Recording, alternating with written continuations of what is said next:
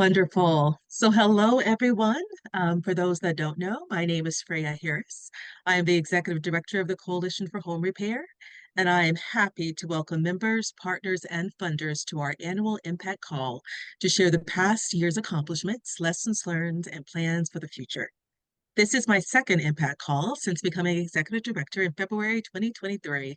It is hard to believe that it's been a year already, but I enjoyed each day and continually inspired by the commitment of our members, partners, staff, and Board of Directors to ensure homeowners of all incomes can live healthy and safely in their homes and maintain assets for generational wealth building. We are honored to have you all in attendance and look forward to your questions and thoughts at the end of our presentation. I am particularly grateful to introduce the coalition team that has grown from 3 staff doing multiple jobs to 8 staff members focused on critical areas of need for the coalition, particularly related to grants management, membership development, advocacy, and system support to foster efficiency and effectiveness for everyone. Each member of the team will be speaking today to share about the accomplishments and goals of our members and the coalition. Now, let us get started. Today's agenda includes organizational updates from various staff members, ending in an advocacy update, a review of national home repair trends, a member impact data, and at the end, we'll have our open Q&A. You can put questions in the chat box throughout the call, and we'll answer them then, or you can hold them until the Q&A session. Also, throughout our call today, we have some of our member wins sprinkled in. Some are really relevant to our own updates on this topic, and some are just fun. Feel free to celebrate wins in the chat box throughout the call. And we're starting out strong with an exciting win from St. Vincent Mission. St. Vincent Mission received a $50,000 grant to build a new warehouse, and they built that warehouse. This win definitely mirrors our own organization's updates, and we received a grant from the Robert Wood Johnson Foundation to bolster our operations, and we are well underway. So I have some organizational updates. Great things have been happening this past year and in this first few months of year of 2024. First, we are in full fund development mode with federal and private funders. Specifically, we made it to the second round for the Older Adults Modification Program through HUD and intend to apply for the newly released NOVO for Preservation and Reinvestment Initiatives for Community Enhancement, which appropriates $225 million in competitive grant funding for the preservation and revitalization of manufactured housing and eligible manufactured housing communities. In addition to pursuing federal funding for home repairs and labor, we're also applying to corporations and foundations for certification programming to enhance the skills of staff and volunteers, as well as research and advocacy support. Next, we have revamped membership levels to make them more clear and enticing.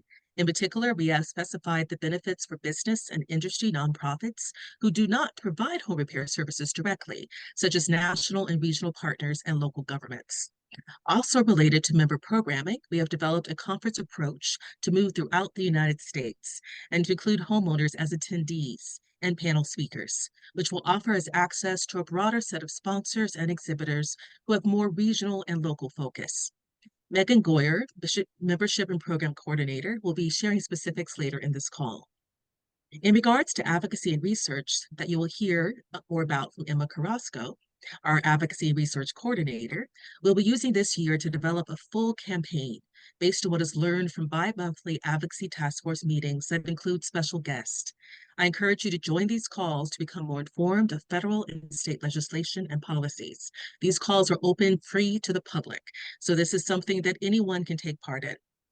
I am particularly excited to share that we have been making strides in communicating with a multi-sector audience through a development of a branding guide and communications plan that has resulted in recognition in new publications, including the South Carolina Voyager, Yahoo Finance, and Business Insider. We also intend to have a press release about our conference in a major national online publication to be shared soon.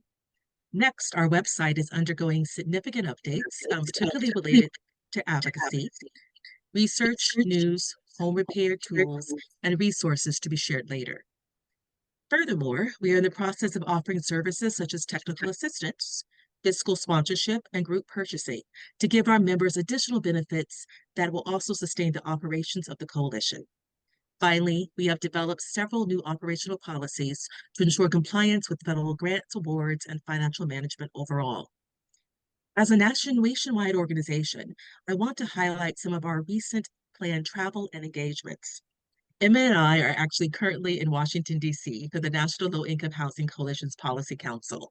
The picture you're seeing is from last March, shortly after I started working. My first big task was coming to this particular conference and making sure that the needs of low income and moderate income homeowners were also heard alongside the advocates for renters. It was a wonderful opportunity that really allowed legislators to see that it wasn't a if an and or, it was truly both. We're available for opportunity, and legislators really appreciated us coming as a team. Last year, I also spoke at the Grant Makers and Aging Conference in Austin, Texas, and I shared about housing and healthcare. Coming, my staff and I have been invited to speak and exhibit at multiple events this year, including the Habitat for Humanity in Oregon in April, the Michigan State Housing Development Authority in May, and the National Council of State Housing Agencies in April as well, virtually. Now I'm honored to introduce our finance coordinator, Rose Smith, who joined us at the end of 2023 and has done a tremendous job streamlining our finance tracking and timekeeping. Rose, I pass it to you. Thanks, Freya. We're starting our financial update today with a financial member win, one being Rebuild Upstate in South Carolina, received an exciting grant, a restricted gift of floating funds so that the impact of reimbursement grants is more manageable on cash flows. They also had their very first fundraiser, a Toast to Home, which raised almost $60,000. I know with contract repair grants, it can tie up cash flows. So this win was a really creative solution to that challenge. Great work. CHR last year took the opportunity to invest and implement systems that directly affect our financials and compliance reporting. In ensuring we have the personnel to not only address CHR's operation needs, but maximize our capacity to thrive in the preservation of safe and affordable housing. We wanted to employ procedures that fully support the back end processing for us and our subrecipients. Positions filled to tackle this included an outside grants consulting firm, GrantWorks, which provided curated financial management process policies and guidelines specifically for our government funding. We also brought on myself to maintain and improve accounting internal reporting and tracking. Utilizing platforms such as Neighborly software was an important investment so that our subrecipients were supported in appropriately tracking HUD programs. Overall, 2023 provided to be a year of expansion, development, and establishment of systems that work towards the continued growth of CHR and place us in a position to pay that knowledge forward in aiding other organizations to do the same. A few more financial member wins we wanted to spotlight. Rebuilding Together Silicon Valley increased their budget by 37% and partnered with 4 new significant funding sources. Beattyville Housing and Development Corp. Was successful in receiving Carol M. Peterson grant funding. Housing Assistant Corporation in participating in a pilot program with Medicaid funded repairs. They have increased service 25 to 30% this year, reaching clients they previously could not serve with other funding. Now, Jill is going to give us a member win and VHRMP update. Great, thank you, Rose. This one is from Space Coast Habitat for Humanity in Palm Bay, Florida. They shared, we work with the VA, Home Depot, and Habitat International to provide affordable repairs for area veterans. About 60% of our projects this year have been for veterans. Coupled with our home building initiatives for female veterans, this has been a stellar year for providing assistance and safe housing for these deserving folks. Great job to the Space Coast team on their work with veterans repairs. Next, I wanted to talk a little bit about the VHRMP program. The Veterans Home Repair and Modification Pilot Program, or VHRMP, currently has 14 subrecipients in 8 states. So far, we've provided 8 workshops for subrecipients on topics such as environmental review, procurement, veteran and repair eligibility, and financial reporting. A consultant was engaged for support and guidance in setting up our administration and compliance controls. This is our first federal grant, so we wanted to take some time to ensure we were in compliance and were implementing appropriate controls and processes. The new Neighborly software platform went live this month and will be used for CHR and subgrantees to streamline and simplify VHRMP administration. And we'll be having a training on that later this week. And thanks to Anika for leading that implementation. Finally, HUD provided a no-cost extension for the VHRMP grant to September of 2026. Now I want to move on to talk about the PRICE grant. As Freya mentioned, we intend to pursue the Preservation and Reinvestment Initiative for Manufactured Housing, or PRICE. HUD will be accepting applications for PRICE grants to preserve and revitalize manufactured housing and eligible manufactured housing communities. It will fund the repair and replacement of manufactured housing. As you know, manufactured housing is a critical piece of the nation's affordable housing stock that provides a home to over 22 million Americans. Repair funds for manufactured homes are often difficult to secure, so this award could be transformational for members. There is an interest webinar for members who want to learn more about the funding program, and it's scheduled for Tuesday, April 2nd at 2 p.m. Eastern Time. We strongly recommend having someone from your team on the webinar if your organization is interested in the PRICE funds. We anticipate interested members will need to complete a preliminary interest form following the webinar so we can capture some data and compliance information for our application. The registration link is in the chat box. We will be sharing it via email as well, and the webinar will answer a lot of programmatic questions you may have. The application deadline is June 5th, 2024. Now I'm going to hand it over to Melanie to share some more member wins. Thank you, Jill. Awesome. So we have a couple just really short and sweet member wins that I wanted to highlight. The first one from Servants out of Pennsylvania. They just said, we hired a great director of development. We love a great director of development. Next, we had Metro Lutheran Ministry just shared that they increased both homes and projects last year. Just getting those increases post-COVID feels like a really, really big win. In the Housing Development Alliance out of Kentucky shared that they repaired 70 homes for flood survivors. So I love these wins, short and sweet, but definitely an accomplishment. So we're gonna give a brief little marketing update here. So those are really fun wins that we just shared, but we had some other winners last year, specifically those who applied for our inaugural Pinnacle Award program. Pinnacle Awards were sort of an upgrade, a rebrand of our Best Practice Awards. They exist to honor nominees who demonstrate home repair program excellence. And so I want to re-congratulate our 2023 winners who we celebrated at our ReFrame Conference this past November.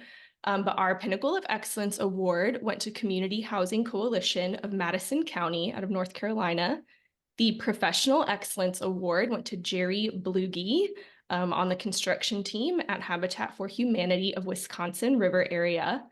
The Partnership Excellence Award went to Wells Fargo Bank, the Denver market, Wells Fargo Bank, and they were nominated by Brothers Redevelopment, one of our members. And Advocate of the Year was awarded to Senator Tammy Baldwin from Wisconsin.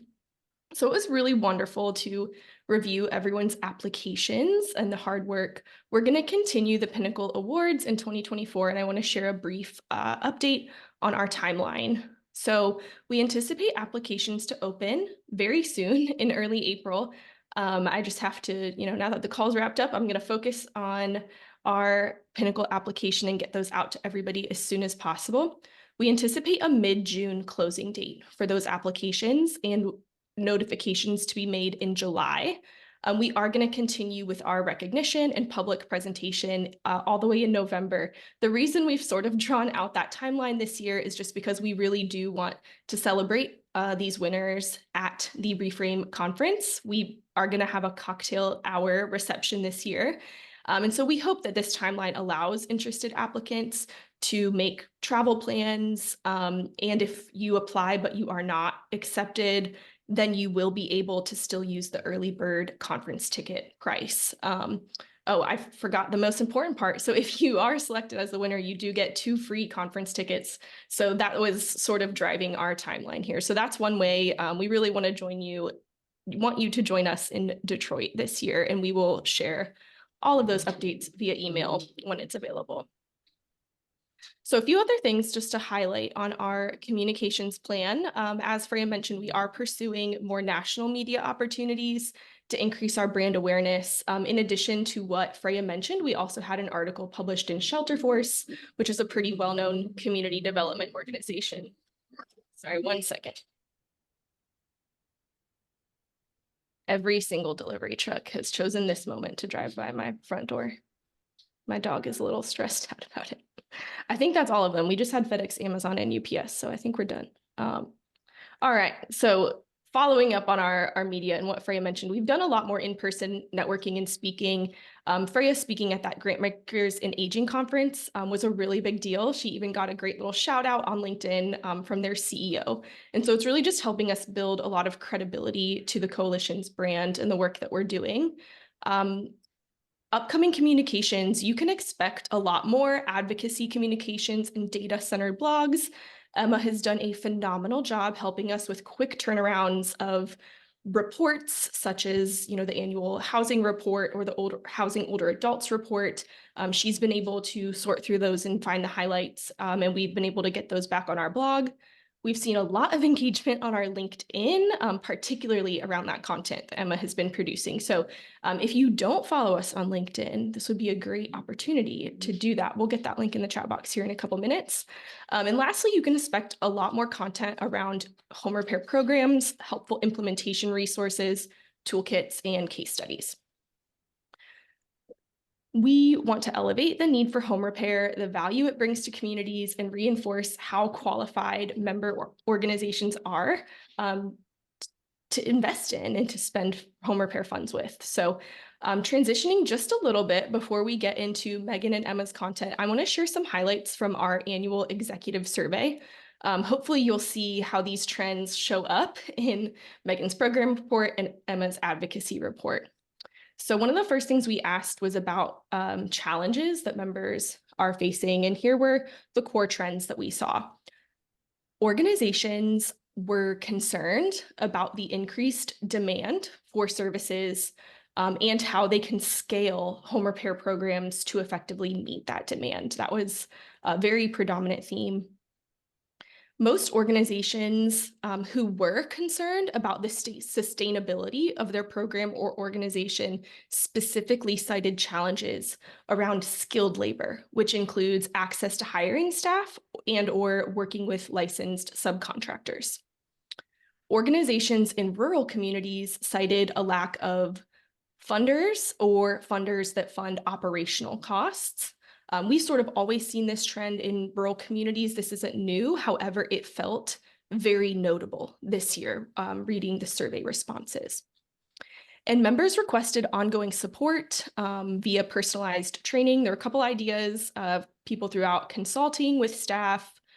Somebody mentioned programmatic reviews or audits from coalition staff. So there was definitely a request for more one-on-one time, more engagement with our team. And overall, even though these are fairly large challenges, especially we have an affordable housing shortage, there is a skilled labor shortage, members are feeling the demand to help keep people safe in their homes. But really overall, thematically, people were approaching these challenges with very much a growth mindset, and members felt optimistic. So that was very important. The second part of our survey focused on really our core programming, which is professional development. So we surveyed members about professional development needs, or what would be most useful, in 2 primary areas. So the first, we specifically asked about professional development as it relates to managing a home repair program. Second, we asked about professional development as it relates to managing your nonprofit organization. So the home repair program areas members requested professional development most. were aging in place training and engaging skilled volunteers with repairs. Those were the exact same two things members reported in 2022. So there was no change year over year. Very telling, with that skilled labor shortage, we're seeing people want to find a way to engage more volunteers. Aging in place, we've seen members do some substantial investment programmatically and with funding. And we've been able to do some really awesome trainings that Megan's going to talk about here in a minute. But those were very consistent for programmatically, very two clear winners. When we asked about professional development for organizational operations, there were themes. However, it was a little bit more varied. So top two were definitely grant compliance and grant writing. Members seem to be pursuing additional funding opportunities, whether it's from state or federal funds. And so securing those grants and managing them is very important to members. Followed by members wanting assistance on advocacy, systems and infrastructure, as well as staff wellness. So really these survey responses very much mirror the nationwide gap in affordable housing and skilled labor shortages. Members want to raise more money, they want to scale programs efficiently, and they want to do that without burning out their staff. So partnership with like-minded businesses is one way we are seeking to do this in addition to our programs and advocacy. But we actually do have a new business partnership that I personally am really excited about. I have used some of their products personally, and I've seen a lot of success growing the digital fundraising program at Rebuild Upstate, where I work part-time as well. So I think if your team is evaluating systems and infrastructure or your annual fundraising, you will be really excited about this business partnership. And so Megan is going to come on and share some exciting business partner news. Thank you, Melanie. We are really excited to share that we're adding 3 new product discounts to support systems, fundraising, and members' volunteer management goals. Members can now earn 10% off monthly plans at QGive, which is a part of the Bloomerang family. And that's a wonderful fundraising platform to support your world-changing work, which you might have heard Melanie talk about at past conference sessions. In addition to QGive, you'll be able to get 10% off monthly plans at Bloomerang, which is a donor management product, and Bloomerang Volunteer, which is a volunteer management product to help recruit and retain volunteers. QGive and Bloomerang offer nonprofits across the country a more robust, intuitive, and user-friendly solution for online fundraising, donor management, and volunteer management. Their goal is to help you fundraise more efficiently with greater results, engage your community, and build a positive donor experience. Their team shared, "We're beyond excited to partner with the Coalition for Home Repair as a business member and very much look forward to assisting everyone so you can focus more on your mission." We're going to be sharing a lot more with you about each product and how you can access discounts. Jack Nelson, a part of the business development team at QGive and Bloomerang, is on the call today. I want to thank him for the time that he's taken to learn about our members and the challenges they face. I also want to thank him for his advocacy in making these benefits possible to members. So you can get to know the products and the Bloomerang team at our upcoming webinar on Tuesday, July 9th at 1 p.m. Eastern. Registration is now open, and we'll drop that link in the chat as well. And we'll continue updating that information and sharing that info with you via email. But that'll be a really great opportunity to connect with their team, hear some training content, and get oriented with the products. While these products can be combined and used together, they can also be used individually. So QGive's mission is really to, and Bloomerang's mission is really to be what's best for you. So we'll continue to add details to the member compass as they become available. And if you're a current QGive or Bloomerang customer and want to know how this affects you, we'll also share that soon. Ultimately, we want to offer benefits that help you have strong, sustainable programs. So I'll transition into my program update. First, starting with a couple wins, we're going to spotlight some programmatic growth that members have experienced. Community Housing Coalition launched its first construction apprenticeship program.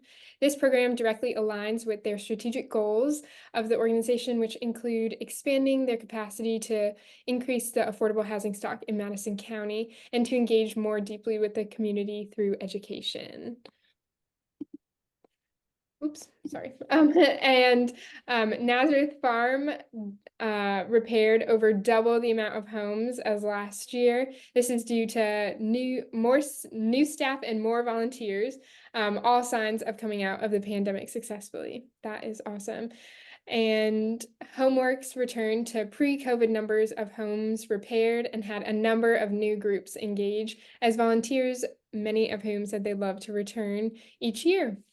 So that's great. We're super excited to hear your wins and be able to spotlight them. So we really appreciate you guys sharing them with us as they come.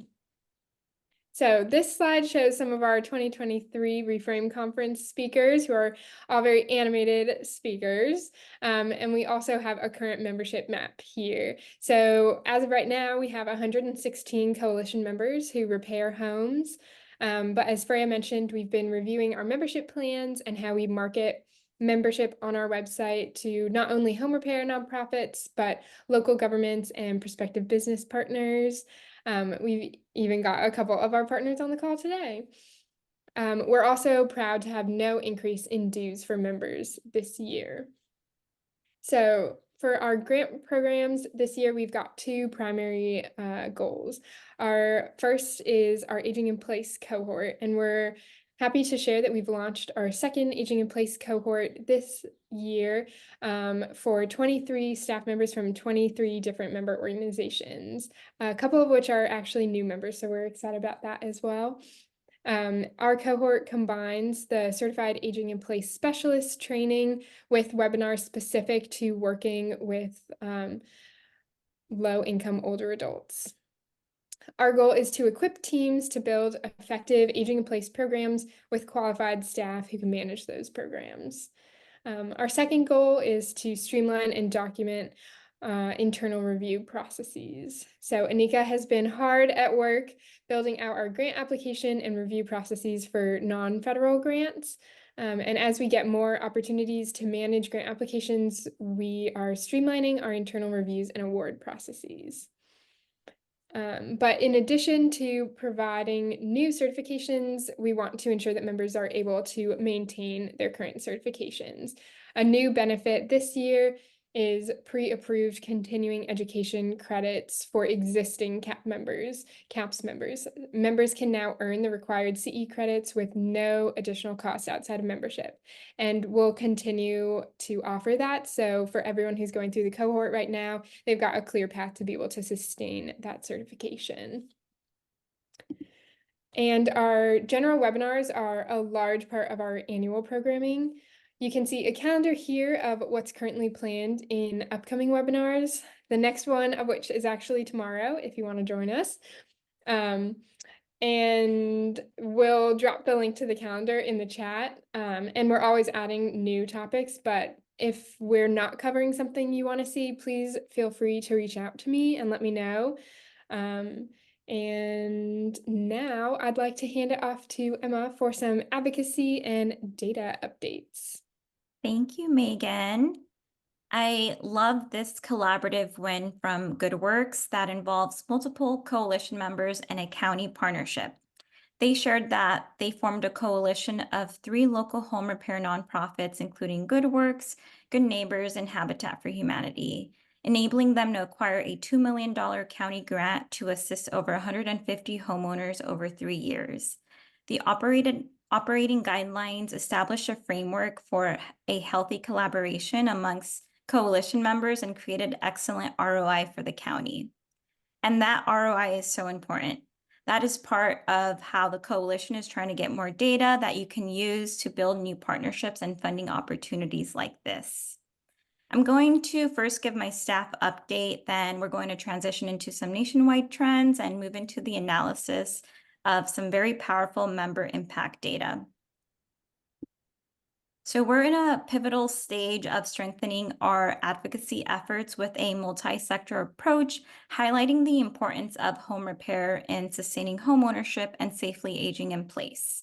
We have relaunched the Advocacy Task Force to help advance this goal. So far, we have 20 participating organizations who've joined. And so the coalition's advocacy objectives via this task force involve centering and engaging with home repair program beneficiaries, engaging in policy research and analysis within housing preservation, continuing to develop these partnerships and honing in on our policy priorities, and effectively building public awareness, creating and distributing advocacy resources. Data and advocacy is ultimately our path to growing home repair nationwide. In line with these objectives, another goal of ours has been to define our advocacy intent as a national organization, which is now reflected on our website in a few places. There are some screenshots from our website on this slide. We have a brand new page featuring our advocacy platform. Advocacy is also linked to our menu navigation, so partners and members can better understand our goals. We're also in the process of building out an advocacy resource library, which is pictured here. That page is now live, but we're still building out some toolkits and topical sections over the coming months. Nationwide, here are some trends we're seeing. Next slide, please. Thank you. Federal advocacy efforts to increase CDBG or Community Development Block Grant funding, and the recently introduced legislation that would create a national version of Pennsylvania's Whole Home Repairs Program has put us in a formidable position to bring needed attention for more home repair resources that benefit and meet the needs of low-income homeowners. The CDBG program is celebrating 50 years of providing a flexible source of funding to states, cities, and counties to assist with a variety of community development and revitalization programs. This includes home repair, rehab, and modification. However, CDBG funding levels have dropped for all states in the past 30 years when adjusting for inflation. The Coalition for Home Repair recently joined the CDBG Coalition, and through this group of 33 national organizations, we are calling on all members of Congress to fund at least $4.2 billion in CDBG funding for fiscal year 25, would be an increase of $900 million. Earlier this month, Senators John Fetterman and Cynthia Lummis introduced the Whole Home Repairs Act in the U.S. Senate. This bipartisan bill would establish a national 5-year pilot program supporting homeowners with critical home repairs. We've submitted a meeting request with Senator John Fetterman to express our support for this, and we'll also continue to closely monitor this legislation and also plan to provide advocacy resources and opportunities for members and partners.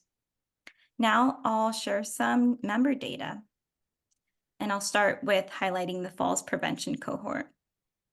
The goal of the Falls Prevention Cohort and Data Demonstration Project is to collect data nationwide that shows a significant reduction in falls and medical cost savings after repairing and modifying homes for adults. This project collected data pre and post repair or modification during certain time intervals. Our falls prevention cohort, made up of 12 participating member organizations, completed 231 home repair projects. While we are in the early stages of analyzing the 12-month surveys, I'm happy to provide the 6-month data findings analyzed by our amazing collaborators at the Homes Renewed Resource Center and the East Tennessee State University College of Public Health. Falls inside the home dropped from 144 during the 6 months prior to the home repair to 39 when we followed up. And so that is a 72.9% decrease. Falls while entering or exiting the home dropped from 53 to just 8, and that is an 84.9% decrease. In May, we look forward to sharing the final analysis of these findings in a report. Reporting this information will benefit local and national efforts to fund in-home safety measures, provide evidence to elected officials and health insurance companies, and support advocacy to fund and support in home care costs. To support our data management and collection programs, we continue to make updates to our systems and data analysis tools, including better utilizing Salesforce features to efficiently inform our data collection and management, specifically of our falls prevention data demonstration project, and also building out components for streamlined impact report application flow in Salesforce. Thanks to Anika for taking a lead in these important updates. Also, just want to say again, thank you to our members for submitting an impact report this year. We know it takes time to gather and submit the data we ask for, but we do use this to seek grants and resources on behalf of members. So let's take a look at these powerful numbers here. So over 4,000 total homes were repaired by our members in 2023. Our members completed over 14,000 home repair and modification projects, and nearly 14,500 residents were served in the last year and now live in a safe and healthy home. Since 2016, more than 6,300 total homes have been repaired by our members. Members have helped at least 150,000 low-income residents access safer housing since 2016. And among these residents, members have helped more than 8,800 veterans, 51,000 people with disabilities, and more than 77,000 older adults. This data can also act as a helpful benchmarking tool for your organization as you measure and compare with others with similar budget sizes. And so that's what you see here. On average, each member repaired 97 homes. 3.3 is the average number of repairs made at each home, and the average total residents served annually by a member organization is about 340. And so the graphic here shows the average number of repairs by budget size. What is notable is that small and large organizations saw around a 25% increase in homes repaired from 2022 to 2023, whereas medium and extra large organizations saw around a 23% decrease in average. We're definitely going to be looking into that further into our benchmarking report. But the most important thing is to submit these impact numbers if your team hasn't already, so we can be certain what is a trend and also, or what might be a gap in data. You can still submit an impact report if your organization has not, but would like to receive this benchmarking report, and also to be in the running for a $1,500 gift card. Please submit these by next Friday, March 29th. In April, we plan to share a more in-depth analysis report with these additional benchmarks mentioned and back with those organizations who submitted this data. Not only does your data help members benchmark their programs, it helps us advocate for policies and resources at a national level. You can get connected with our advocacy goals by registering for the next Advocacy Task Force meeting. It'll be on Thursday, April 11th at 11 a.m. Eastern Time. For this session, we'll hear from Simone Tama-Flowers, Chair of the Austin Housing Repair Coalition, and Letitia Brown, City of Austin Division Manager, on the origins and journey of the Austin Housing Repair Coalition, including coordinating a successful partnership with local government that has resulted in increased and sustained support for home repair programs. A registration link is available in the chat box. All are welcome to attend. Now I'll pass it back to Megan, who's going to come back and share about the ReFrame Conference. Thank you, Emma. That is really powerful data. We'll continue. Oh my God, sorry. Pretend you didn't see that. Okay. We will continue sharing those trends and challenges as we craft our programs. One of those programs is ReFrame Conference. Nobody saw the theme. That's not what was on that slide. That was just to really amp up the anticipation. So are you guys ready for the theme? Okay, so our 2024 theme is revving up home repair for resilient communities. We wanted to keep it clear and focused, but also highlight our 2024 conference location of Detroit, Michigan. Registration is now open and early bird member pricing will be available through the end of July. And hotel information will be shared on our website as well. We will have a virtual ticket available this year starting at $100, and we plan to offer more sessions virtually this year, similar to our 2022 hybrid conference. We'll also be offering pre-conference workshops again this year, and we'll share those details in the coming months. And one thing we're really excited about this year is offering a half-day tour of the city in partnership with City Institute. This will allow us to see firsthand the home repair work going on in Detroit and learn a little bit about the history of the city. If you didn't know, Detroit has a big focus on home repair right now, and if you aren't aware of that yet, you will be by the time the conference comes. And our call for speakers will open in April. And just as a reminder, speakers will receive 50% off their registration. Those applications for speaker sessions will close in early July. Pinnacle Award winners, as Melanie mentioned, will also receive 2 free conference tickets. And those applications will also open in April. And we plan to notify winners prior to the early bird rate ending so that everyone can still access that early bird price and book hotel accommodations. We look forward to seeing you in Detroit. And now you can start asking your questions in the chat box while Susan and Anika share some more member wins.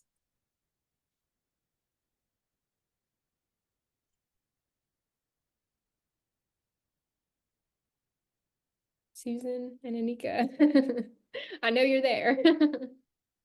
I am just pulling it together. Sorry, everybody, about that. So we're going to share some wins, and every win is exciting.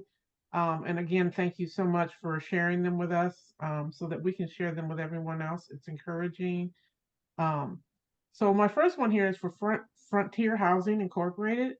They were awarded $1.85 million for repair and new construction for victims of the 2021 and 2022 flooding in Southeast Kentucky, and they're deploying those funds as rapidly as they are able to. My second one here is for Serve Home Incorporated. They transitioned to a full-time year-round ministry providing home repair services. They couldn't be more thrilled with the expansion of their ministry and success in serving over 20 homeowners. They also are focused on developing lasting relationships with the homeowners they serve, which has been a focus and blessing for the organization.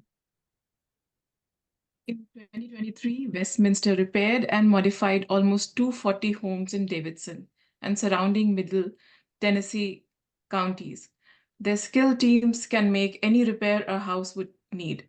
It took over 1,800 individual repairs and modifications to make these homes livable for our neighbors. Mosaic in Action received funding to train local county representatives on what to do pre, during, and post a disaster event. The funding will also help train disaster response coordinators. Rebuilding Together of Queen Anne's County signed a new contract to operate the limited repair program for the city of Raleigh. This is a $1.6 million contract over 3 years and is likely is renewable. Sierra Service Project hosted its first workforce development program, the Sacramento Sustainable Academy, in partnership with the City of Sacramento and Californians for All Youth Jobs Corps. Through the ARPA funding, it brought new life and jobs into their organization. They look forward to building capacity to continue this new way of living out its mission in their community.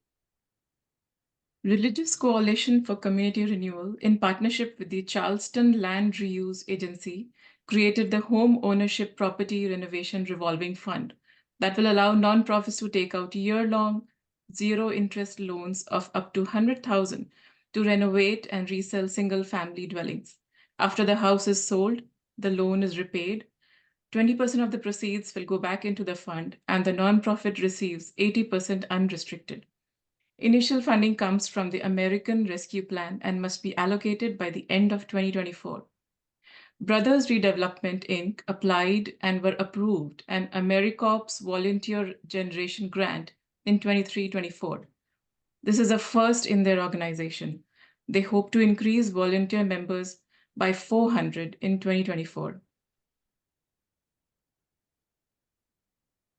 Habitat for Humanity of Greenville County repaired or rather weatherized 61 homes, their largest impact yet. Jerusalem Farm was awarded a second round of funding from Kansas City's Affordable Housing Trust Fund. This funding will serve as the gap funding for them to rehab 6 currently abandoned homes into homes for first-time home buyers with incomes below 60% AMI. The homes will be placed into the Kansas City Community Land Trust to ensure affordability, not just for the first purchasers of the home, but for many generations.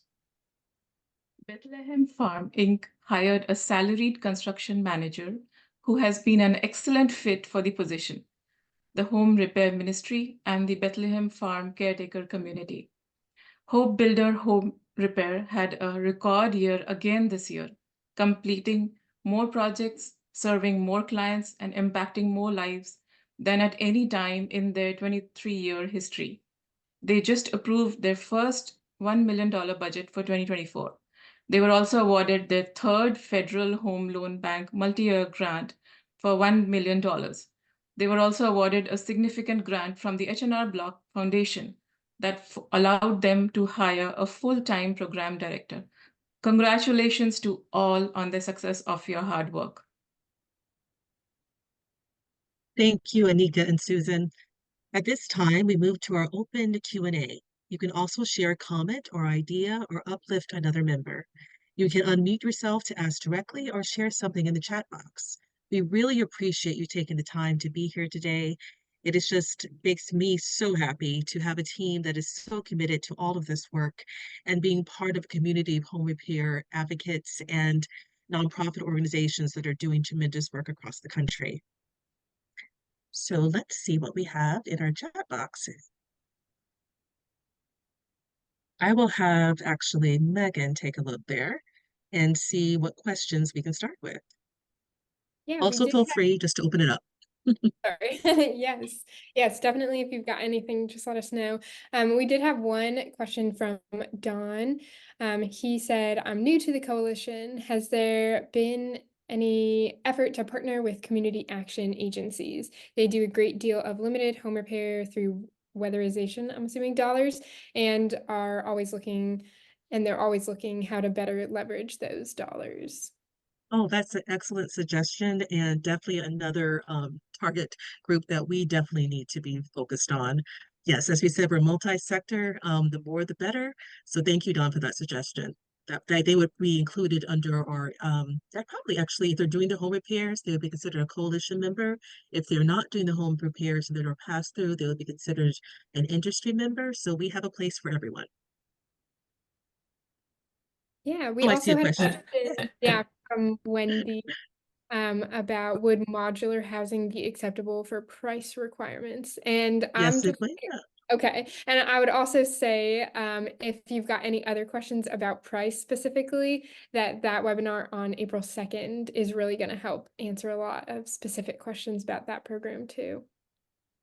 Yeah, this price program is going to be a game changer. Manufactured, modular, and mobile homes have always been on the fringe, although it is a very accessible, affordable opportunity for many, including my own family. When I was a child, we lived in a manufactured home, and that was a big deal for my mother and stepfather to have that opportunity to own.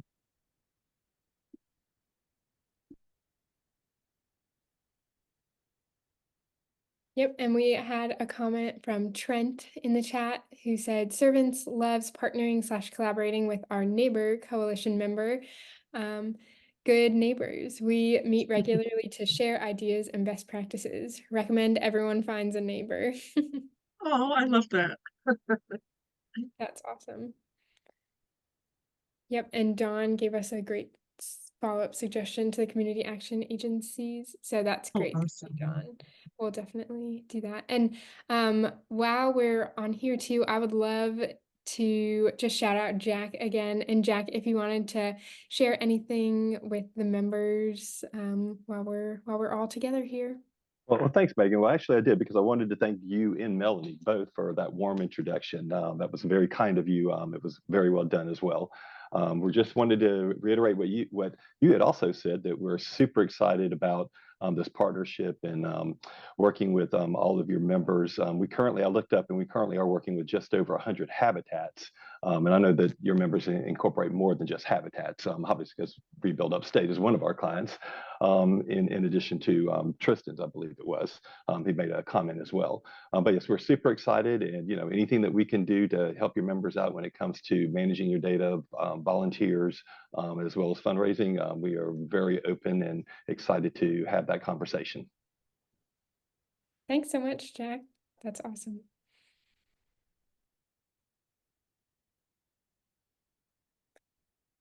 Awesome. Well, we'll be sharing all this information afterwards. And if you've got any other questions or comments, feel free to let us know. But thank you all so much for joining us today. Yes, thank you all again. And I just want to make a suggestion to all of you. If you have home repair organizations, community action agencies, advocate partners, anyone that you think would benefit from taking part in what we're doing. As I said, the advocacy work is open to the public. There's no need to be an individual a part of this. If you are looking for the other benefits, they are continuing to increase and diversify.